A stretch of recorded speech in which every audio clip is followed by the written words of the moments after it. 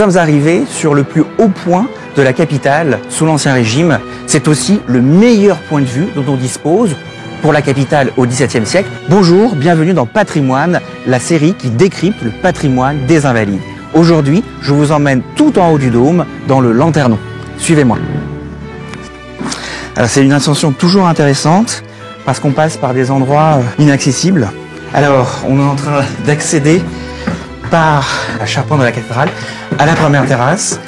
Et ensuite, on accédera au dôme. Et enfin, au Lanternon.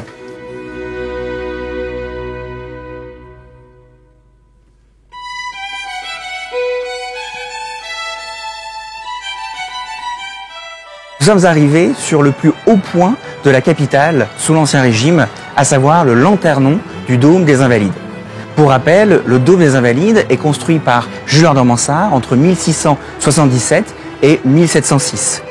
Pour parachever l'édification du dôme, Jules d'Ormansart va rajouter ce que l'on appelle un lanternon au sommet de ce dôme.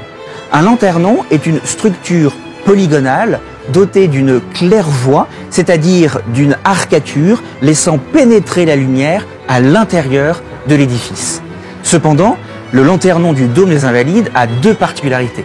Première particularité, nous sommes au-dessus d'un plancher. Il s'agit donc d'un lanternon exclusivement décoratif pour souligner la dimension verticale et le gigantisme de la structure. Ce même lanternon est d'ailleurs surmonté d'une croix sommitale qui elle-même vient souligner ce verticalisme.